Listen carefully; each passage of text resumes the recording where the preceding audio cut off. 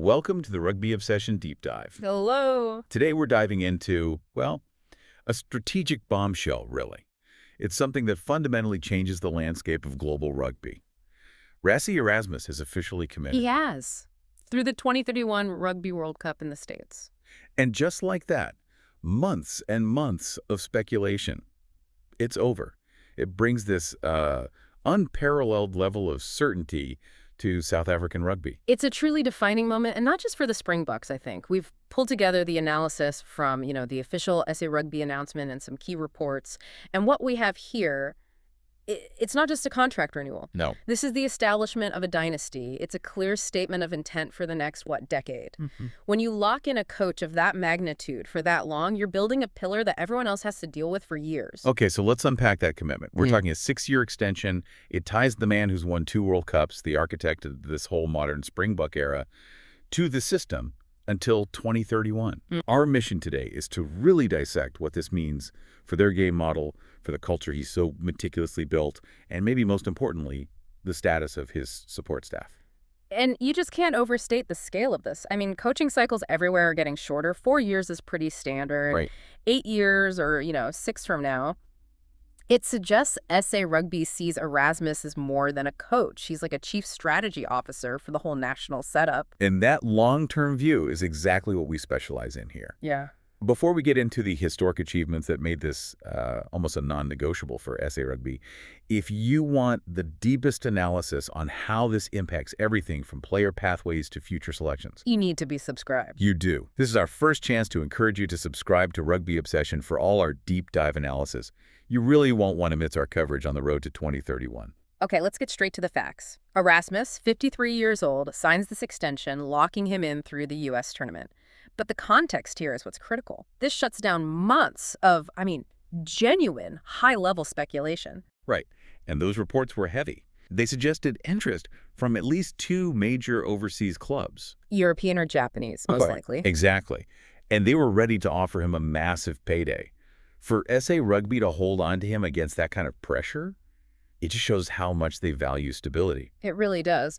And if you look at the track record that justifies it, the dominance since his return in 2018 is clear. He was director of rugby first, then, transitioned back to head coach this year. And in that time, 2 successive Rugby World Cups, 2019 and 2023. But I want to push you on something. Winning 2 World Cups is, of course, historic. But you use the phrase structural dominance. What does that mean? How is this different from, say, the All Blacks' big run a decade ago? That's a great question, because structural dominance in this context, it means the system itself is built to sustain success, regardless of who retires or gets injured. Okay. It's not just the World Cups. It's winning the Rugby Championship in the last 2 seasons. And this is crucial, finishing the last 3 seasons as the #1 ranked team in the world. So it's the consistency. It's system alignment. This commitment to 2031 means they can now plan everything centrally. Player contracts, talent ID, the development pathways. It all feeds into a known, stable environment for the next 2 World Cups. That's long-term planning others just can't match right now. That makes perfect sense. It's not just hoping your coach is good, it's guaranteeing the entire program's architecture for almost a decade. And this weight was clearly felt when SA Rugby president, Mr. Mark Alexander, made the announcement. Yeah, and Alexander's comments really give us the why behind the 6-year deal, and it goes so much deeper than just trophies. He said the decision reflects Rassie's remarkable track record, sure, but also his enduring impact in shaping the identity of our game. Identity. That's the key word. That's the word. Let's unpack that identity piece then, because that's what we do here. Alexander praised the specific Springbok style of play. What is that style, beyond just being, big and physical? Well, he defined it pretty precisely. A style uniquely suited to our strength, combining physicality, tactical intelligence, and resilience. Tactical intelligence and resilience. Exactly. That's what fans are now calling calculated resilience. It's not just brute force. It's the kicking game that pins you in your own half.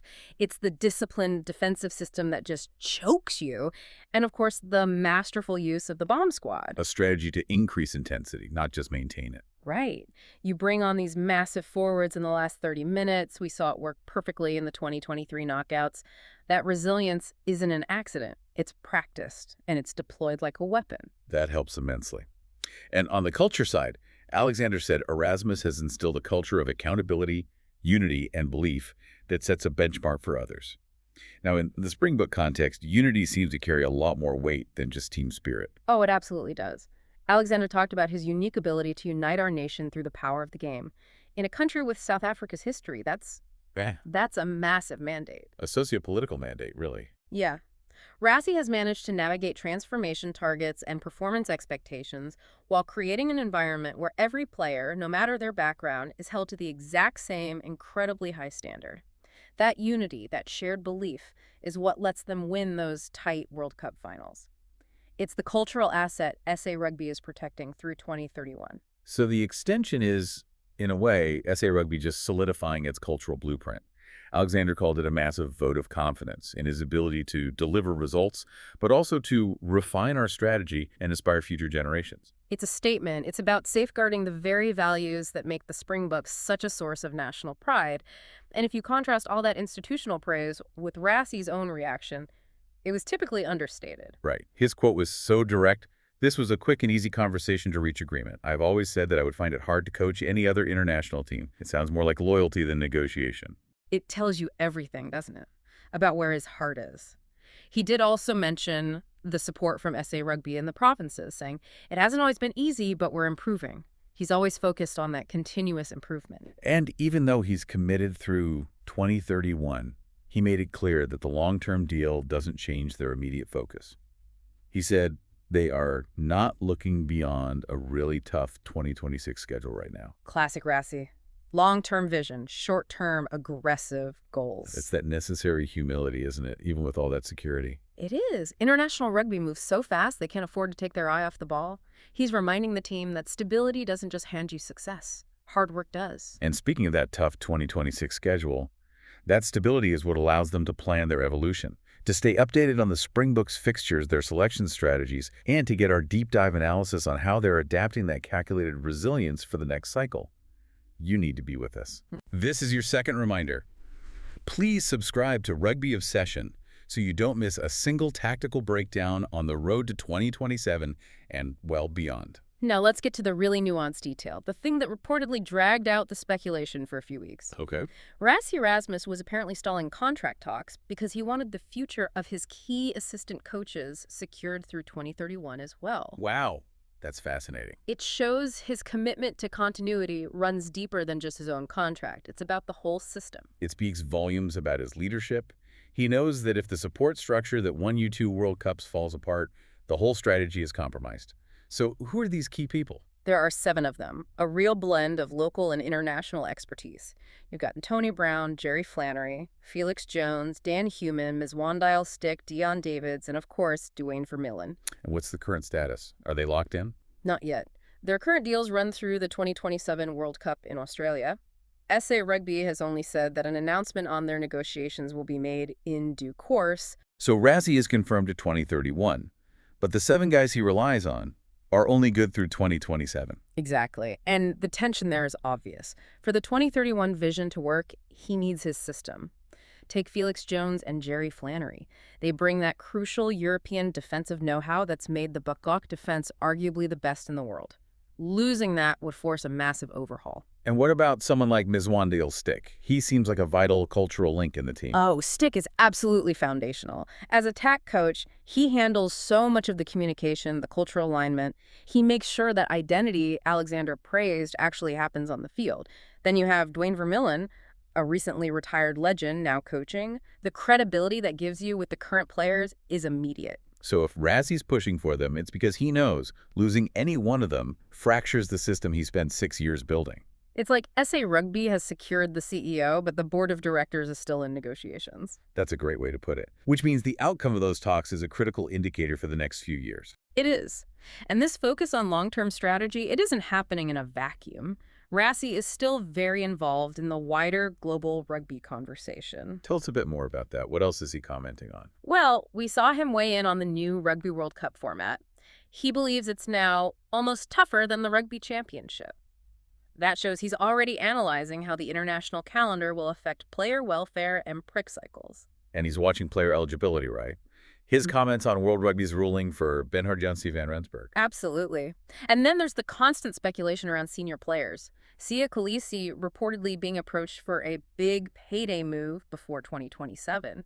Rassie isn't just managing coaches' contracts. He's fighting to retain national assets against huge financial pressure from overseas clubs. And pulling it all back to that core culture, his recent advice to the team seems to sum it all up. We must embrace favorites tag without being arrogant. That phrase is the perfect summary of the whole model. They know they're the standard, but the second arrogance creeps in, the accountability and unity, it all breaks down. The system fails. The system fails. This 2031 commitment ensures the guy who built the system is there to enforce its core principles. The takeaway here is clear. Signing Erasmus through 2031 is the most powerful statement SA Rugby could make about stability and continuity. They are cementing a dynasty for the next decade. It's a true legacy move. So since Mark Alexander talked about Rassie's ability to unite our nation, it does make you wonder which part of that culture he built resonates most. And we want to know what you think. What stands out to you as the single most crucial element? Is it the on-field resilience, the accountability, or that deeper sense of unity? And following up on those 7 assistant coaches, who does SA Rugby need to lock down next? We'd love to hear your opinions on which coach's expansion is the most vital for success through 2031. Is it the defense guru, the forward specialist, or the attack coach? Let us know. And to follow all of those negotiations and get the analysis the moment those announcements drop, make sure you are subscribed to Rugby Obsession. That is your final reminder to stay connected to the best analysis in the game. Thanks for joining us. Thank you for listening to the Rugby Obsession Deep Dive, and we will look forward to you listening to our next episode.